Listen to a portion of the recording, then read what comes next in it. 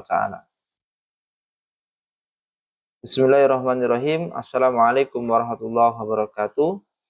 Ikhwan sekalian, mudah-mudahan Allah Subhanahu wa ta'ala senantiasa melindungi diri kita semuanya dan menjadikan kita hamba Allah yang juga senantiasa istiqomah berada di jalan Allah Subhanahu wa ta'ala. Ikhwan sekalian yang dirahmati Allah Subhanahu wa ta'ala.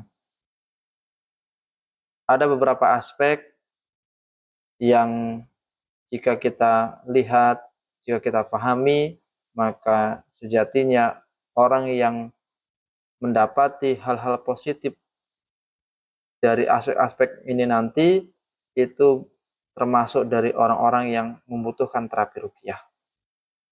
Yang pertama adalah aspek tidur. Kalau orang ini mengalami permasalahan ya, di aspek tidurnya. Contohnya begini, orang insomnia, berhari-hari nggak bisa tidur, sulit tidurnya. Atau juga orang yang tidur terus, nggak bangun-bangun, ya bisa berhari-hari, bahkan dia tidak bangun. Maka ini perlu dicurigai. Ya.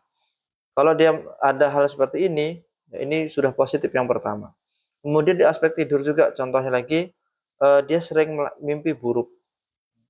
Mimpi buruk, mimpi bertemu dengan binatang-binatang buas atau binatang lainnya, seperti ada ular, ada kelabang, kalajengking, ada tikus, ada juga macan, dan lain-lain begitu ya.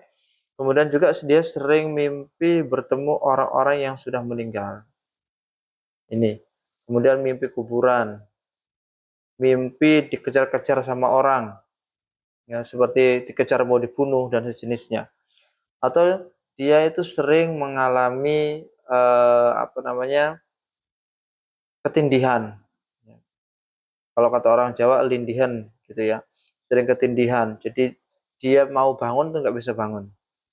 Atau juga misalnya dia itu mengalami mengigau dalam tidurnya, bahkan sampai berdiri kemudian berjalan. Nah ini ciri-ciri di aspek tidur, dan tentu ada hal-hal lain di aspek tidur yang kalau dicek dan ternyata banyak positifnya, ini ada satu indikasi permasalahan, ada gangguannya di sini. Kemudian yang kedua, itu kita bisa lihat dari aspek fisiknya. Dia punya sakit apa? Contoh, sering mengalami pusing, sakit kepala, baik di area depan, area kiri atau kanan ya, kanan dan kirinya, atau di area belakang, atau semuanya. Kayak terasa berat seperti itu kepalanya, sakit.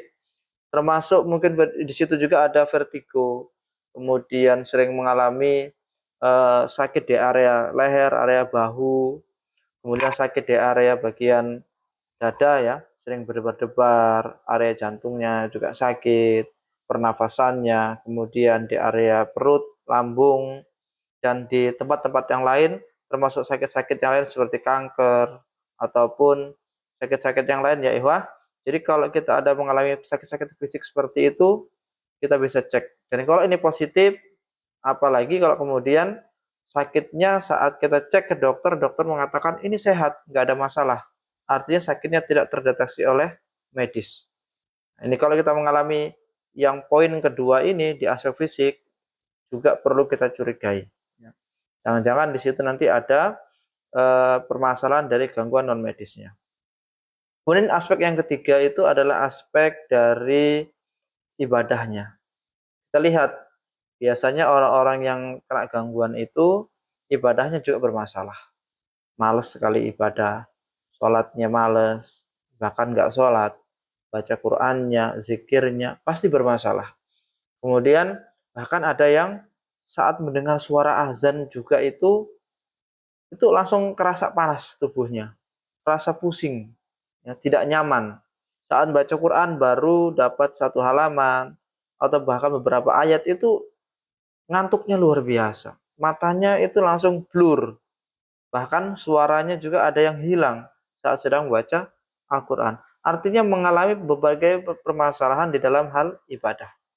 Kemudian aspek yang keempat ini adalah dari aspek fisik, psikis, ya, psikologinya. Bagaimana marahnya, apakah dia bisa mengontrol emosinya dengan baik.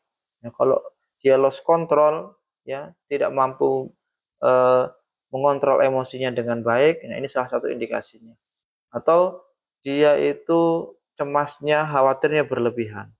Atau ya tipe moodnya itu berubah-berubah. Kadang-kadang bahagia, kadang-kadang murung begitu ya, kadang nangis sendiri, cenderung untuk menyendiri dan macam-macam. Artinya moodnya berubah-berubah dan nggak jelas permasalahannya seperti apa, mood itu bisa berubah. Nah, artinya kalau ada permasalahan dalam hal psikologi seperti ini juga perlu dicurigai, jangan-jangan ada gangguan dari sisi non medisnya.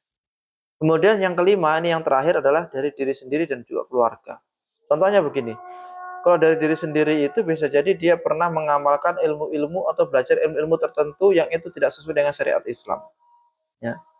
Kalau dari keluarga bisa jadi dari keluarganya, dari ibu, bapaknya, dari kakek neneknya dan seterusnya ke atas itu memang ada eh, yang berhubungan dengan bangsa jin, berkaitan dengan bangsa jin.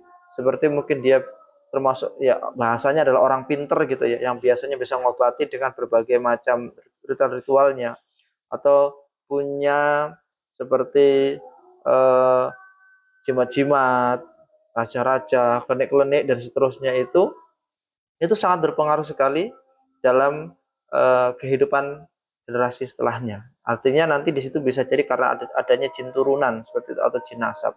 Nah, ibu sekalian, dari lima aspek ini tadi, mulai dari aspek tidurnya bermasalah, misalnya aspek fisiknya bermasalah, aspek psikologinya bermasalah, aspek ibadahnya bermasalah, termasuk diri pribadinya juga bermasalah dan juga keluarga sering cekcok macam-macam itu bisa jadi ya orang-orang ini kalau banyak positifnya berarti dia sudah butuh terapi. Salah satu terapi yang terbaik adalah terapi ruqyah syariah. Dengan begitu insya Allah akan menjadi solusi terbaik buat ikhwas sekalian yang mengalami beberapa hal positif dalam 5 aspek tersebut. Silakan buat ikhwas sekalian coba cek apakah termasuk yang mengalami ini atau tidak.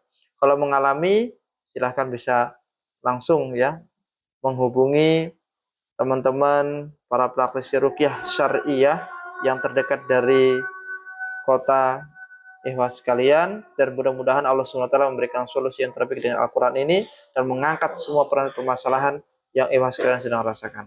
Barakallahu fikum. Wassalamualaikum warahmatullahi wabarakatuh.